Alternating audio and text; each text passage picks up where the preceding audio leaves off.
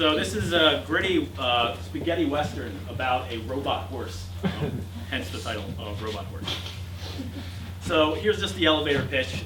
We got a robot horse that escapes from the Human Alliance's robot horse stables. So it's the greatest weapon the Human Alliance has against the robot collective. It runs off into the Shattered Lands, which is a no man's land filled with criminals, mutants, and outcasts that separates the human civilization from the robot one.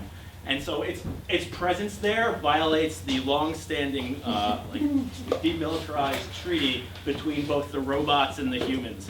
So it threatens the peace between the two. So both the humans and robot civilizations sends out these operatives to claim the robot horse, and knowing that the possession of this weapon means that it gives you a military and political advantage. So the robots want it so that they can use it against the humans, and the humans want it so the robots can't use it against them.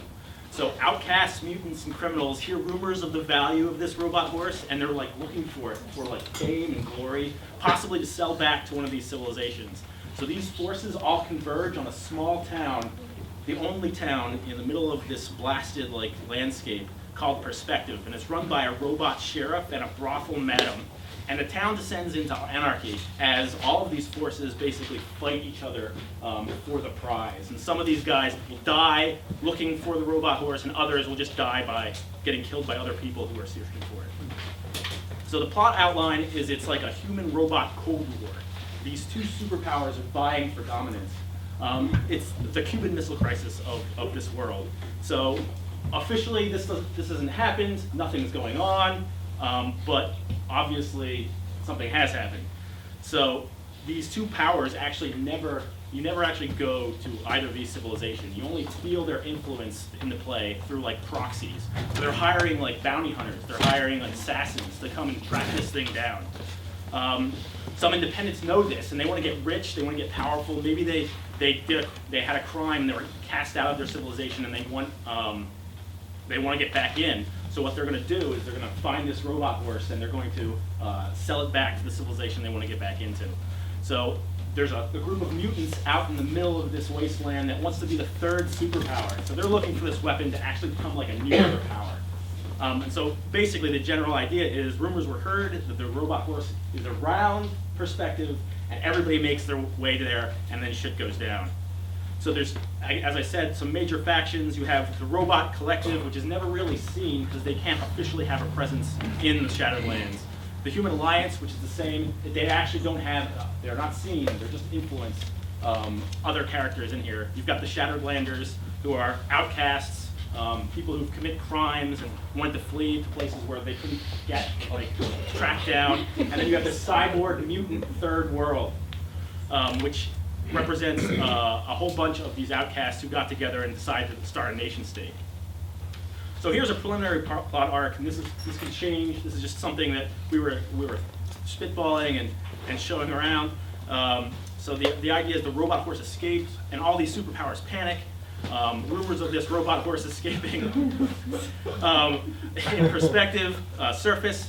The sheriff investigates it, and this is where the world is built up. These fortune seekers and agents of both of the superpowers show up as the deaths are rumored to be robot horse and or possibly something else aside from deaths.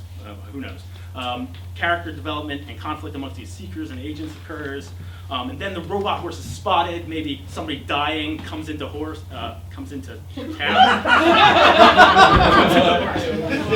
Sorry. So then there's an epic shootout where people fall off balconies and things, and all sorts of people die. People encounter the robot horses. Some people who you thought were good maybe turn evil. Some people who you thought were evil turn good. Their true alliances are displayed. There's a final showdown, maybe a 6-way Mexican standoff. Robot horse is captured, killed, or possibly detonate. The world ends, or possibly it doesn't end. So it's a general plot arc. So what does Robot Horse have? It's a gritty Western style tale. It's not technically a Western. It's set in a post-apocalyptic future, or a post-war future with post-apocalyptic areas. Every character is morally ambiguous. You don't know where they're coming from, what they're doing, what their loyalties are to.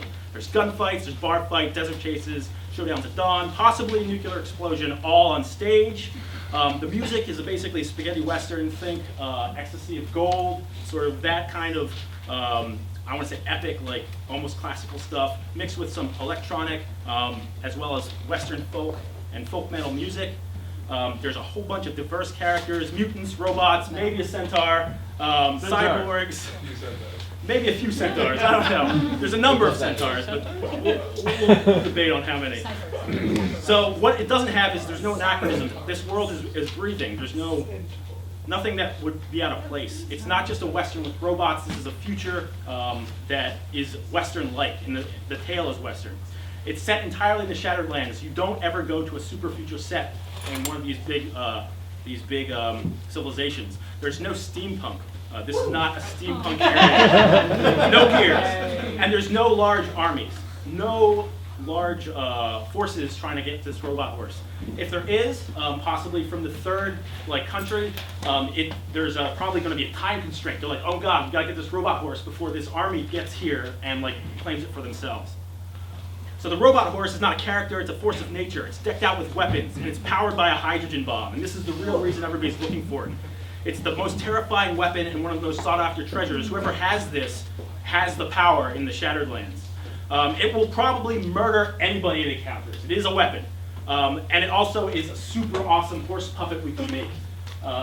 Most of the conflict in this play is the result of people fighting over or attempting to capture and kill the robot horse.